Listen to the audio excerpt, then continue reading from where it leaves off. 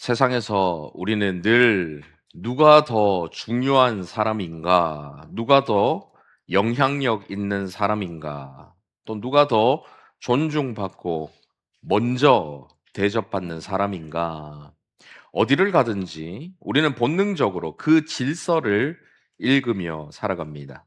사람들이 모인 여러 사람들 중에서 누가 중심에 있고 누가 주변에 있는가, 누가 분위기를 움직이는가, 누가 말하면 모두가 귀를 기울이는지 예민하게 간파하지요. 그리고 그 안에서 조용히 자기 자리를 확인합니다. 나는 이 무리 가운데 어디쯤에 위치한 사람인가?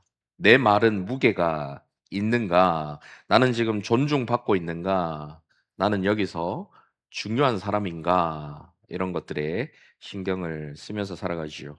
그러다 보니 우리는 생각보다 세상이 만들어 놓은 이 질서에 아주 쉽게 길들여집니다. 세상은 높은 자리, 중심에 있는 자리, 인정받는 자리로 올라가야 한다라고 끊임없이 부추기죠. 자신을 증명하라고, 인정받으라고, 남에게 존중받고 섬김을 받으라고 말하는 것입니다. 그런데 문제는 우리가 예배당을 들어올 때 교회 안에도 이 세상에서 익숙해진 질서를 함께 가지고 들어온다라는 것이죠. 겉으로 그렇게 말하지 않을 수 있지만 오늘 본문의 상황에서 제자들이 가졌던 누가 더 큰가 하는 논쟁적 질문이 우리의 마음 깊은 곳에 여전히 자리 잡고 있을 때가 종종 있다라는 것입니다. 그래서 우리는 교회 안에서조차 낮아짐보다는 높아짐에 민감하고, 사랑보다는 서열에 민감하고, 헌신보다는 인정에 민감해지는 것이죠. 그런데 오늘 본문에서 예수님은 그 모든 세상의 질서를 완전히 뒤집으셨습니다. 가장 높으신 그분이 가장 낮은 자리로 내려가셔서 조용히 수건을 허리에 두르셨지요. 제자들이 자신의 왕좌를 생각할 때에 예수님은 아무 말 없이 자신이 앉아 계시던 그 왕좌에서 내려와서 대야를 드신 것입니다. 그리고 바로 그 대야에 세상과는 전혀 다른 하나님 나라가 비쳤지요. 그 대야는 단지 겸손의 상징이 아니었습니다. 그것은 하나님 나라의 질서가 무엇인가 하는 것을 보여주는 소리 없는 강력한 선언이었죠. 세상은 높아지는 사람 위에 세워지지만 교회는 낮아져서 섬기는 사람 위에 세워진다라는 것을 예수님께서 온몸으로 직접 보여주신 것입니다. 오늘은 이 부분을 자세히 살펴보며 우리 공동체에 주신 하나님의 음성을 함께 들을 수 있기를 바랍니다. 오늘 본문이 어떤 배경에서 일어난 일인가 하는 것을 먼저 한번 살펴보겠습니다. 본문 1절에서 3절까지 한번 보십시오. 유월절 전에 예수께서 자기가 세상을 떠나 아버지께로 돌아가실 때가 이른 줄 아시고 세상에 있는 자기 사람들을 사랑하시되 끝까지 사랑하시니라. 마귀가 벌써 시몬의 아들 가룟 유다의 마음에 예수를 팔려는 생각을 넣었더라. 저녁 먹는 중 예수는 아버지께서 모든 것을 자기 손에 맡기신 것과 또 자기가 하나님께로부터 오셨다가 하나님께로 돌아가실 것을 아시고, 예수님께서는 그날이 마지막 밤이라는 사실을 이미 아셨습니다. 내일이면 유월절 어린 양이 되셔서 십자가에 달리게 되실 것을 다 아신 상태에서 마지막 저녁 식사 자리에 앉아 계신 것이죠. 주님은 또한 마귀가 벌써 시몬의 아들 가룟 유다의 마음에 배신할 생각을 넣었다라는 이 사실도 다 알고 계셨습니다. 같은 시각, 같은 자리에 대해 기록한 누가복음에 보면 이 자리에서 다른 제자들이 어떤 행동을 했는가도 나오는데요. 누가복음 22장 24절 한번 보세요. 또 그들 사이에 그중 누가 크냐 하는 다툼이 난지라. 서로가 누가 더 크냐, 누가 더 중요한 사람이냐 다툼이 일어난 거죠. 지금 예수님은 그날 밤에 잡히셔서 내일 십자가를 지셔야 하는데 지난 3년 동안 밤낮 없이 함께 하시면서 수많은 가르침을 주셨던 제자들은 그 마지막 순간까지도 누가 더 크냐, 자리 다툼을 하고 있는 것입니다. 예수님의 마음이 어떠셨을까요? 얼마나 허탈하고 안타까운 마음을 가지셨겠습니까? 그런 상황에 요한은 좀 전에 읽은 이 본문 1절에서 분명하게 기록합니다. 예수님께서 세상에 있는 자기 사람들을 사랑하시되 끝까지 사랑하시니라.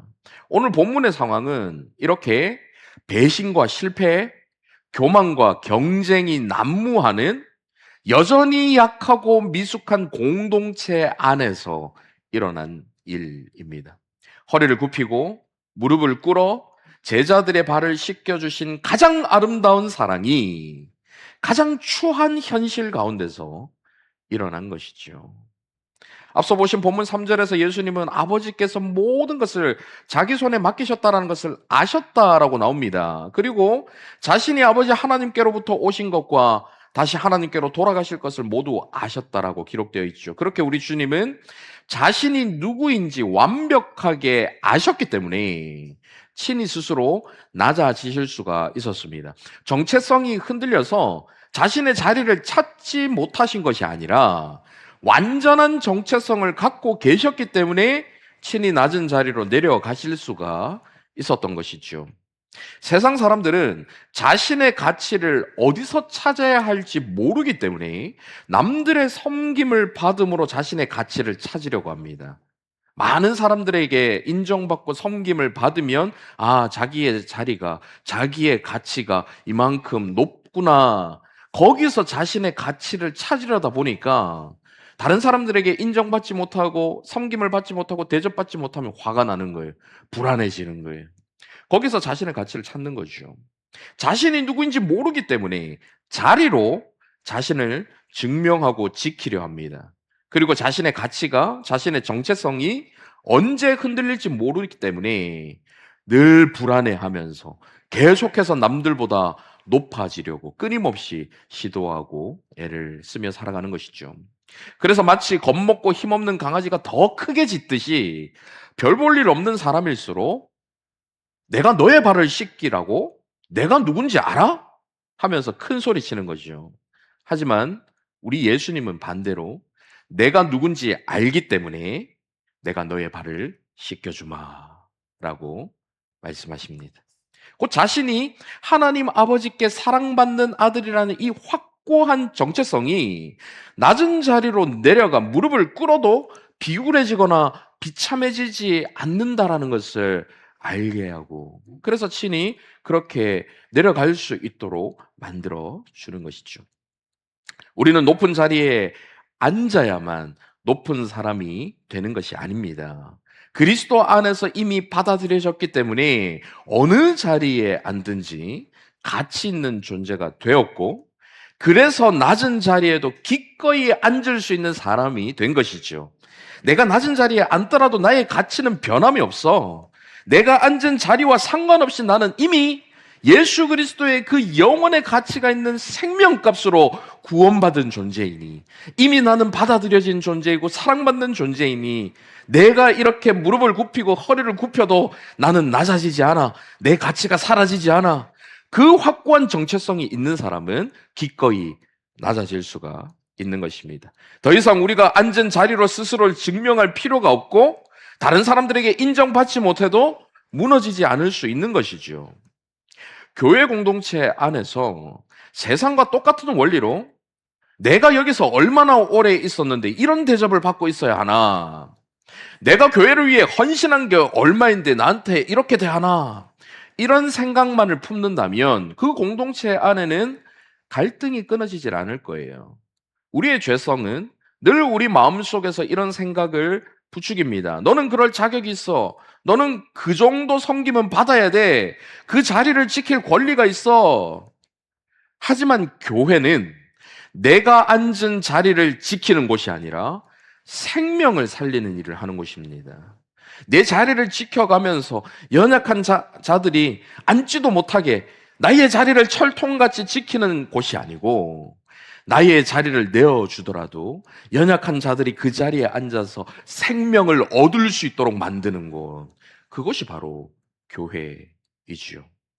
진짜 성숙한 어른은 내 것 잔뜩 움켜쥐며 내 자리 인정하라고 요구하는 사람이 아니라 그 자리를 사용해서 다른 이들을 세우고 살리고 편하게 만들어주는 사람입니다.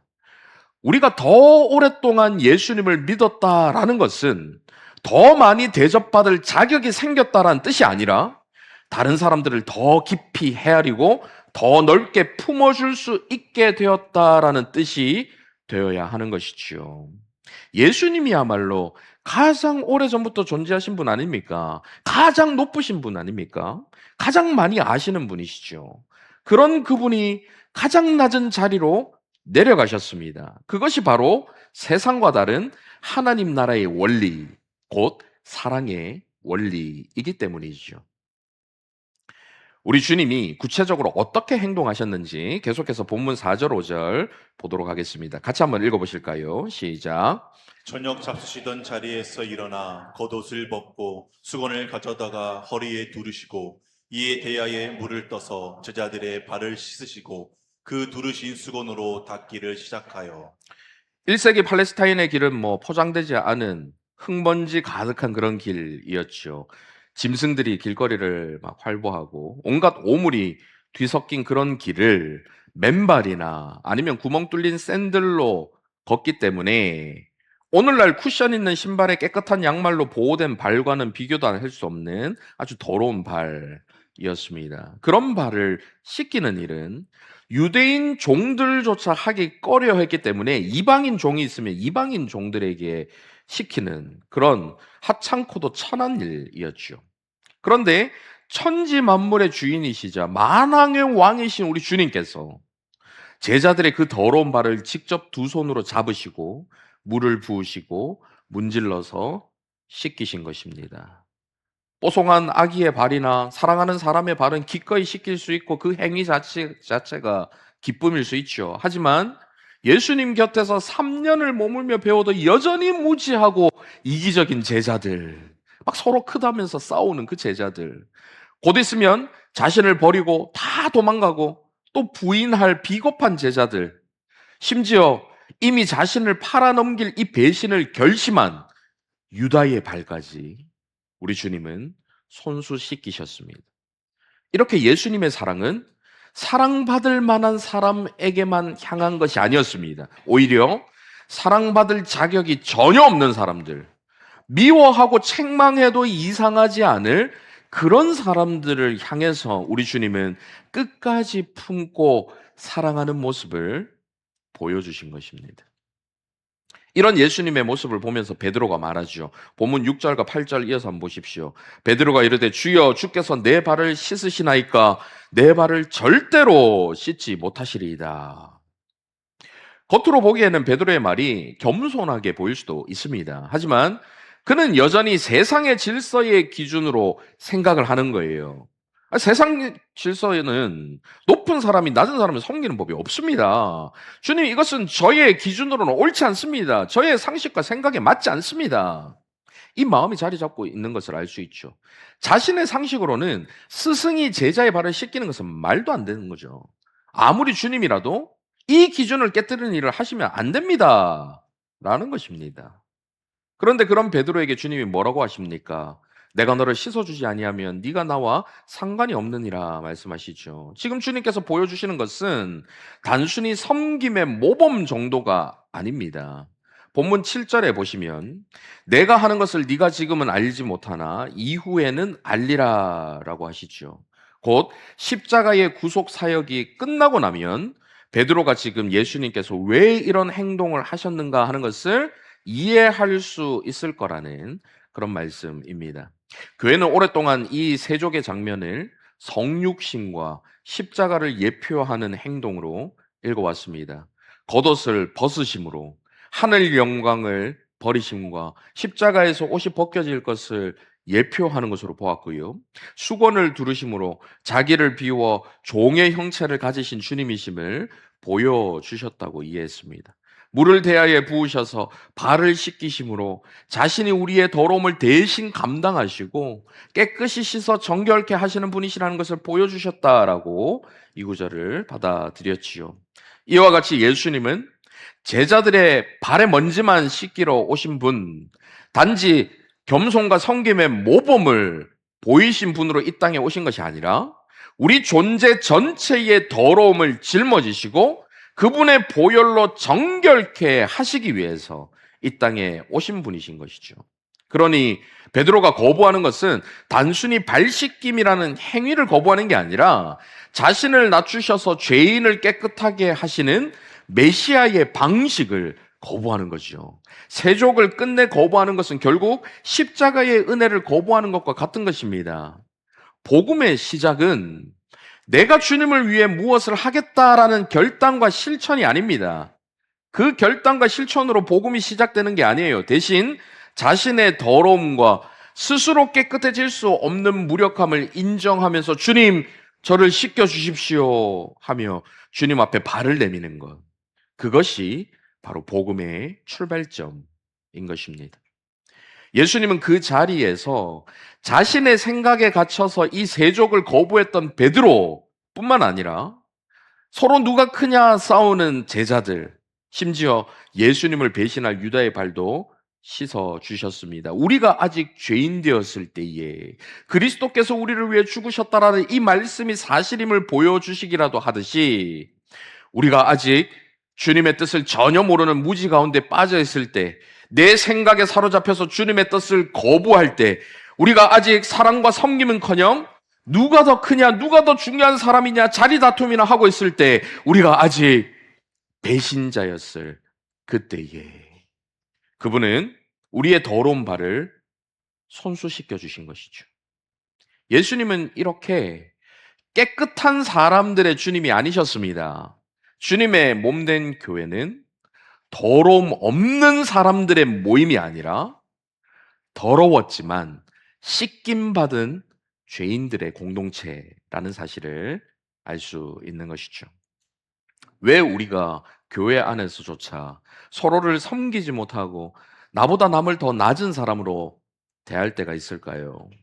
상대가 사랑스럽지 않기 때문입니다. 상대의 미성숙함과 거친 모습과 배신 가능성까지 다 보이기 때문이죠. 내가 섬겨도 아니 저 사람 뭐 별로 달라질 것 같지도 않고 내가 섬기면 오히려 나를 무시하고 내가 더 낮아지거나 손해를 볼 것 같아서 그래서 교회 안에서조차 서로를 섬기는 것이 쉽지가 않은 것입니다. 그런데 예수님은 그 밤에 베드로가 부인할 것도 다 하셨고 제자들이 도망칠 것도 다 하셨고 가룟 유다가 배신할 것도 다 하셨습니다. 그들이 변화될 것을 기대하며 하신 게 아니에요. 그들이 뭔가를 돌려줄 것이라는 걸 그런 것들을 꿈꾸며 그런 것들을 바라며 행하신 일이 아닙니다. 그런 것들을 다 아시면서 그럼에도 기꺼이 그들을 사랑으로 섬기셨지요. 그러니 우리가 교회 안에서 서로를 섬길 수 있는 것은 상대가 괜찮아서가 아니에요. 섬김을 받을 만한 자격이 있어서도 아니고 변할 것 같은 가능성이 보여서도 아닙니다. 그리스도께서 나 같은 자를 먼저 섬겨 주셨기 때문에 우리의 연약함과 완악함을 다 아시면서도 끝까지 사랑하시고 우주의 주인이신 그분이 무릎을 꿇고 우리를 먼저 섬겨 주셨기 때문에 그 말로 다 형언할 수 없는 말로 다 형언할 수 없는 사랑과 겸손의 아름다움에 감격해서 우리도 동일하게 다른 이를 섬길 수 있는 것이죠. 억지로 이 악물고 섬기는 게 아니라 스스로를 낮춰 우리를 섬겨주신 그분의 모습에서 아름다움을 발견하며 그 아름다움에 흠모하는 마음으로 그분이 행하신 일을 자발적이고도 기꺼이 따르게 되는 것입니다. 자, 이제 아주 중요한 부분 한번 살펴보도록 하겠습니다. 제자들의 발을 모두 다 씻기신 후에 예수님께서는 다시 자리에 앉으셔서 말씀하셨습니다. 어찌 보면 최후의 유언과도 같은 아주 중요한 말씀을 남기셨죠. 본문 12절에서 15절까지 같이 한번 읽어보시겠습니다. 시작. 그들의 발을 씻으신 후에 옷을 입으시고 다시 앉아 그들에게 이르시되 내가 너희에게 행한 것을 너희가 아느냐? 너희가 나를 선생이라 또는 주라 하니 너희 말이 옳도다. 내가 그러하다. 내가 주와 또는 선생이 되어 너희 발을 씻었으니 너희도 서로 발을 씻어주는 것이 옳으니라. 내가 너희에게 행한 것 같이 너희도 행하게 하려 하여 본을 보였노라. 내가 너희에게 행한 것 같이 너희도 행하게 하려 하여 본을 보였노라. 여기서 본이라는 단어는 단순한 도덕적 모범이나 예시를 의미하는 것이 아닙니다. 그렇게 본다면 우리도 예수님처럼 섬기면서 살자, 겸손하게 살자, 착하게 살자, 이런 윤리적 가르침으로 제안해서 이 본문을 이해할 수밖에 없어요. 여기서 본이라는 단어는 문자적으로는 눈 아래에 놓여서 보여주는 실물, 밑에 놓여진 견본, 이런 뜻입니다. 그리스도인의 삶 전체를 형성하는 어떤 원형, 그리스도인의 삶의 패턴, 이런 것들을 의미하죠. 히브리서에서는 하늘 성소를 본떠 만든 성막을 가리킬 때 이 단어가 쓰입니다. 하늘의 그 성소, 하나님 나라에 있는 그 성소를 이 성막을 통해서 발견할 수 있게 만든다. 그런 거죠. 따라야 할 원형이나 모델이라는 의미를 드러내는 것입니다. 마치 건물이 설계도를 따라 세워지듯이 예수님께서는 이 제자 공동체가 자신의 섬김과 이 희생적 사랑을 삶의 모델로 삼아서 그 원형의 모습대로 세워지기를 원하신 거죠. 곧 세상과 다른 교회의 새로운 질서를 명확하게 보여주신 것입니다. 그러니 세족은 감동적인 하나의 이벤트나 예수님에 대한 하나의 미담 정도가 아닙니다. 교회 공동체가 어떻게 세워져야 하는가? 무엇을 근거로 세워져야 하는가? 어디에 토대를 세워져야 하는가? 교회 공동체가 어떻게 움직여야 하는가? 그 방식에 대한 명확한 표본인 것이죠. 교회의 모든 관계, 모든 리더십, 모든 사역의 방향과 원리가 이 방식과 질서를 따라야 하는 것입니다. 나보다 남을 낮게 여기고 다른 사람을 세워주고 섬기며 생명을 살리는 일, 높은 자리에 앉아 있는 자라 할지라도 자신의 높음을 자랑하는 게 아니라 오히려 더 낮아져서 섬기는 일을 행하는 것, 이 원리가 교회 공동체 안에서 작용해야 되는 것이죠. 마가복음 10장으로 한번 가봅시다. 예수님께서 돌아가실 것을 예고하셨는데 그 직후 야고보와 요한이 주님 앞으로 나와서 이렇게 요청을 합니다. 37절 보십시오. 여짜오되 주의 영광 중에서 우리를 하나는 주의 우편에 하나는 좌편에 앉게 하여 주옵소서. 예수님께서는 지금 나는 죽으러 간다 말씀하시는 이 순간에도 이 제자들은 정신 못 차리고 우리가 높아지고 싶습니다, 이렇게 말하는 거예요. 마치 지금 이 마지막 저녁 식사 자리에서 누가 크냐 다투는 것처럼 자신들이 높아지기를 여전히 바라고 있는 제자들의 모습입니다. 예수님은 대화를 드는 것과 같은 섬김의 십자가를 말씀하시는데 그들은 높은 왕좌를 요청하고 있는 것이죠. 복음을 들으면서도 여전히 자리를 탐하고 섬김을 받으려고만 하는 마음이 우리 가운데 있다면 이 모습이 저와 여러분의 민낯이기도 할 것입니다. 아무튼 그런 제자들에게 예수님께서 이렇게 답을 하시죠. 45절 같이 읽습니다. 시작. 인자가 온 것은 섬김을 받으려 함이 아니라 도리어 섬기려 하고 자기 목숨을 많은 사람의 대속물로 주려 함이니라. 여기서 대속물이라는 것은 노예나 포로를 자유롭게 하기 위해서 지불하는 몸값을 의미합니다. 속전이죠. 예수님의 섬김은 단순히 봉사나 헌신 수준이 아니에요. 자신의 목숨을 주는 섬김, 자신의 전부를 내어주시는 희생인 것입니다. 이것을 도덕적 모범으로 보면 섬김조차도 나를 움직이는 권력으로 이용될 수가 있습니다. 내가 이렇게까지 했는데, 내가 이것도 저것도 다 해줬는데, 내가 이만큼 봉사하고 헌신했으니 나에게 마땅한 보상을 해줘야지. 내가 하는 섬김도 그냥 단순히 이것을 도덕적 모범으로 보면 그 섬김에 대한 보상을 바라는 그런 마음이 우리 가운데 생길 수가 있죠. 이런 마음이 일어난다는 것은 주님께서 가르쳐 주신 제대로 된 섬김이 아니에요. 예수님의 섬김은 계산하지 않는 섬김입니다. 십자가는 우리 손에 영수증이나 청구서를 남기지 않습니다. 주님께서 모두 다 지불하셨기 때문에 우리가 지불해야 하는 것은 아무것도 남지 않는 것이 바로 십자가의 완전한 사랑인 것이죠. 그분은 저와 여러분을 위해 죽으시고 나서도 야, 내가 이렇게까지 했는데 니네 그렇게 살아서 되겠어? 내가 이렇게까지 했으니 너희들은 이렇게 살아야만 해라고 뭔가를 요구하시고 말씀하지 않으십니다. 돌려받기를 기대하지 않는 무조건적인 사랑, 조건 없는 사랑인 것이죠.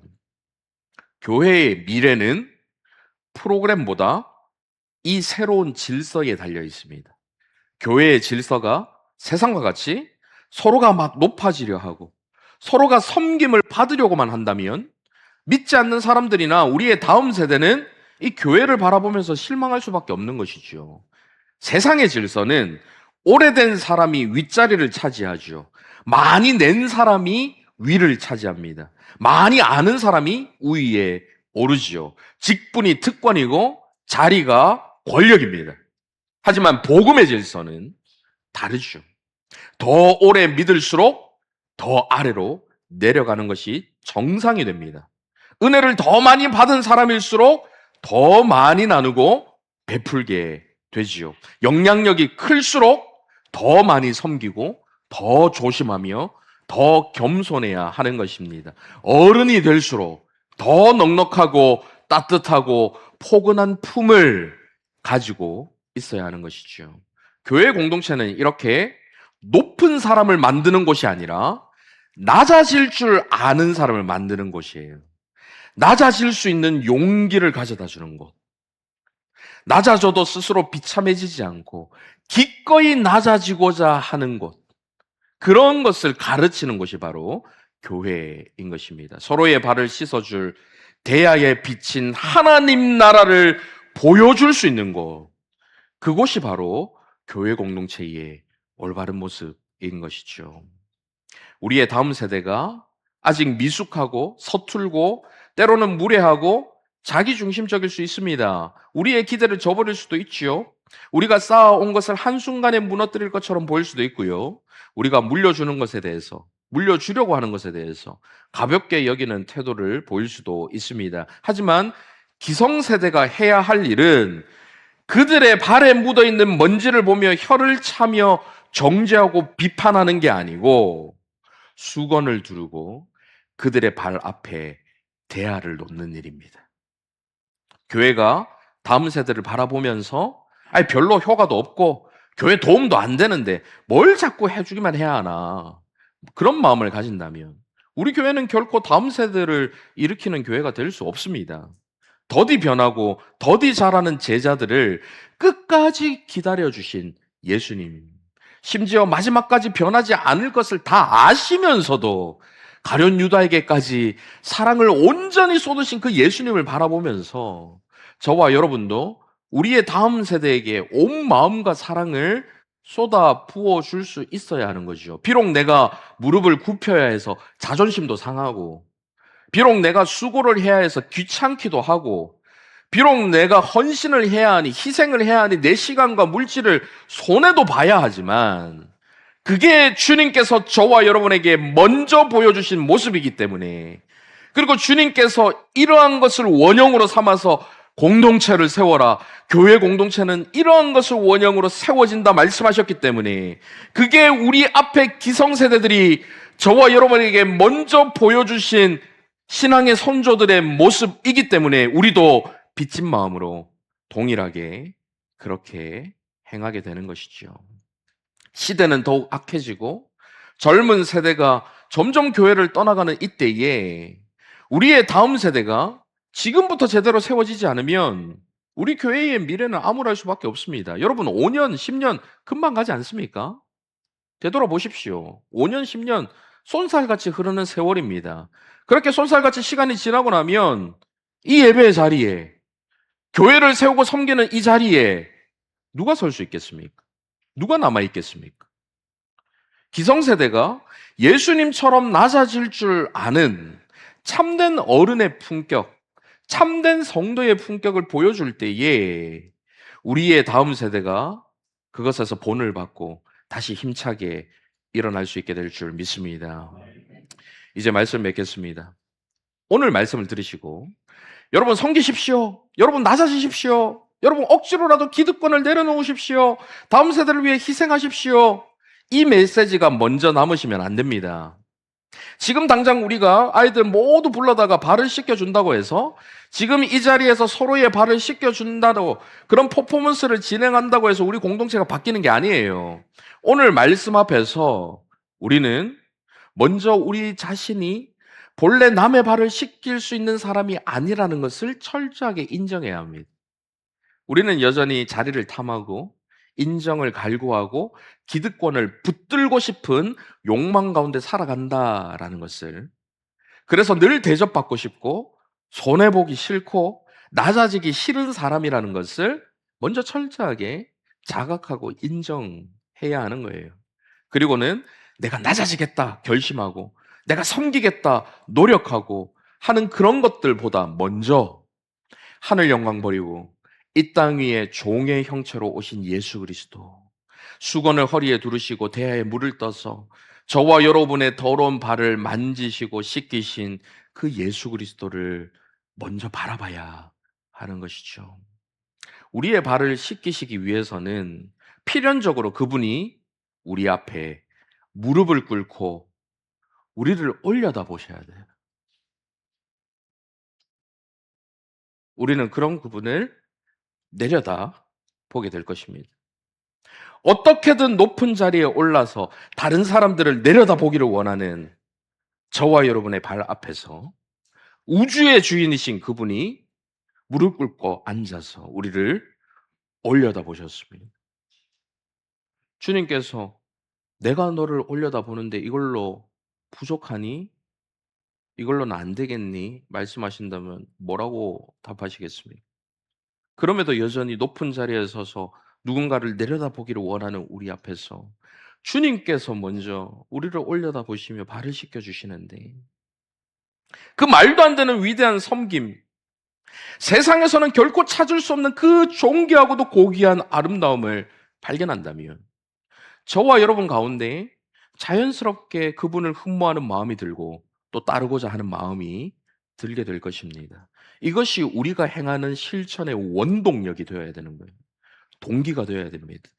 그렇지 않고 내 힘으로 하려고 하면 지칠 수밖에 없어요. 억지로 하는 것은 오래 가지 못합니다. 주님의 은혜를 먼저 받는 것이 중요하죠. 주님은 우리를 향해서 가서 섬기라라고 말로만 명령하지 않으셨습니다. 먼저 우리 앞에 무릎을 꿇으시고 먼저 우리의 더러움을 만지셨어요. 먼저 우리의 배신을 다 아시고도 사랑하셨고 먼저 우리를 위해 대속물이 되셔서 십자가에 죽으셨습니다.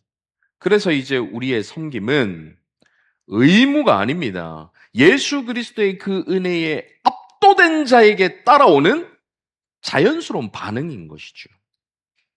우리가 섬기는 것은 섬겨야 하기 때문이 아니라 우리가 먼저 그 섬김을 받았기 때문입니다. 그래서 먼저 예수 그리스도를 바라봐야 되는 거예요.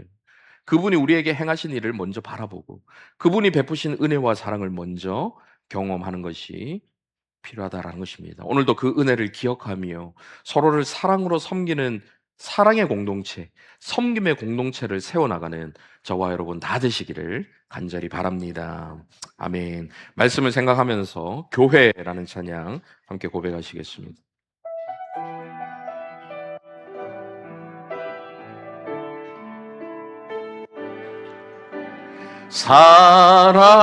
사람이 넘치기보다 사랑이 넘치는 교회, 섬김을 원하기보다 섬김의 기쁨 알아가는 교회, 세상이 주목하기보다 세상이 주목하기보다 주님이 주목하는 교회, 화려한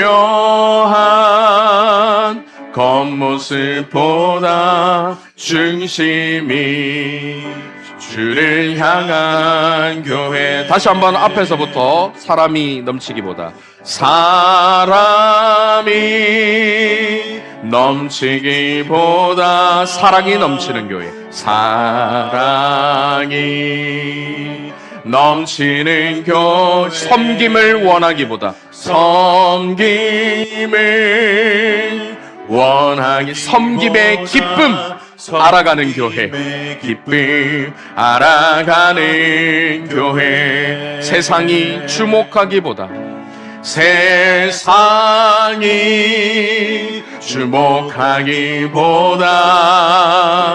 주님이 주목하는 교회. 화려한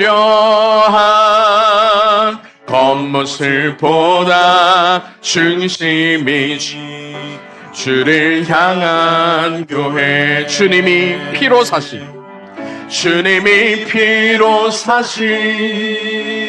아름다운 교회. 서로를 사랑함으로 하나 되는 교회. 주님이 머리 되신 거룩한 교회. 우리 함께 만들어가요. 내 작은 생각보다도, 내 작은 생각보다 하나됨의 소중함 아는 교회. 아는 교회. 세상에 알려지기보다 서로가 서로를 깊이 아는 교회.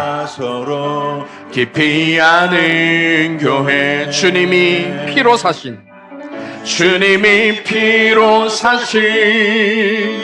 아름다운 교회. 서로를 사랑함으로 하나 되는 교회. 주님이 머리 되신 거룩한 교회. 우리 함께 만들어가. 주님이 피로 사신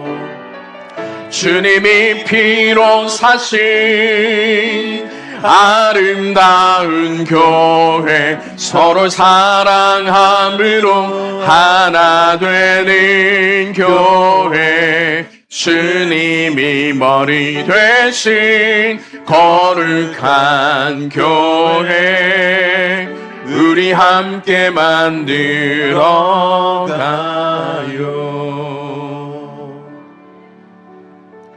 교회라는 이 찬양을 한번 들어보려고 유튜브 영상을 찾았는데, 거기 댓글에 이런 글이 달려 있었습니다.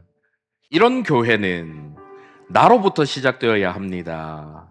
참고 인내하며 사랑할 수 없는 사람을 사랑하는 절규 있는 몸부림의 실천이 필요합니다. 누군가가 이렇게 댓글로 달아넣었더라고요. 우리가 주님을 바라보며 은혜의 힘으로 다른 이들을 섬긴다 하더라도 참고 인내하며 사랑하기 위해 절규 있는 몸부림의 실천 당연히 필요합니다. 주님의 은혜가 늘 우리 가운데 충만하게 있는 것은 아니기 때문이죠. 그럼에도 그 실천의 동력이 무엇이냐? 주님의 은혜가 되어야 되는 거예요. 복음의 감격이 되어야 되는 거예요. 그 복음의 감격으로 그 실천을 행할 때 그렇다고 해서 힘이 들지 않는 건 아니에요. 여러분, 남의 발 씻겨주고 싶으십니까? 그 더러운 거 만지고 싶으세요? 아무도 그런 걸 원하는 사람 없죠. 그 실천이 쉽지 않습니다. 그럼에도 주님의 은혜가 너무 커서, 주님께서 내 발을 씻겨주신 그 은혜가 너무 커서 그 감격으로 그것을 힘을 얻어서 다른 사람을 섬기는 그 자리에 비록 힘들지만 절규 있는 몸부림이지만 실천의 자리로 나아갈 수가 있는 것이죠. 이 시간 함께 기도하실 때, 주님, 사랑할 수 없는 이들을 품고 사랑하며 섬길 수 있는 풍성한 은혜를 우리 가운데 부어 주시옵소서. 우리를 먼저 섬겨주신 주님의 사랑이 우리 가운데 흘러넘쳐서 다른 이들을 세워주고 살려주는 사랑의 공동체 다 될 수 있도록 인도하여 주시옵소서. 말씀을 생각하며 함께 기도하며 나가도록 하겠습니다. 자비로우신 아버지 하나님, 우리는 여전히 높은 자리에 앉기를 원합니다. 섬기기보단 섬김을 받는 자리, 대접하기보다 대접을 받는 자리에 앉기를 원하는, 여전히 죄악 가운데 빠져있는 우리의 모습을 봅니다. 그런 우리를 아시면서도, 그런 우리의 연약함과 완악함을 모두 다 아시면서도 먼저 우리 앞에 무릎을 꿇고 우리의 발을 씻겨주신 주님의 그 사랑, 주님의 그 은혜를 바라보며 거기에서 아름다움을 느끼고 거기에서 그 아름다움을 흠모하는 마음이 우리 가운데 넘쳐날 수 있도록 인도하여 주시옵소서. 주님께서 먼저 섬겨주셨기에 그 사랑에 감격해서 우리도 믿음이 연약한 새 가족들, 아직까지도 어린 다음 세대들, 그들을 품고 섬기며 서로 사랑으로 세워주는 사랑의 공동체 이루어내는 저희 모두가 될 수 있도록 주여 역사하여 주시옵소서. 우리의 힘으로 되지 아니오니 복음의 감격을 우리 가운데 충만하게 부어 주시옵소서. 자비로우신 아버지 하나님, 저희는 본래 남의 발을 씻길 수 없는 사람들입니다. 대접받고 싶고 섬김받고 싶고 높아지고 싶고 내 자리를 지키고 싶은 욕망이 항상 일어나는 연약한 사람들입니다. 하지만 그런 저희를 위해 먼저 무릎을 꿇고 섬김의 본을 보여주신 주님의 은혜가 저희를 변화시켜 주시기를 원합니다. 서로가 서로를 먼저 섬기고 서로가 서로를 높여주는 사랑과 섬김의 공동체 될 수 있도록 인도하여 주시옵소서. 살아계신 예수 그리스도의 이름으로 기도하옵나이다. 아멘.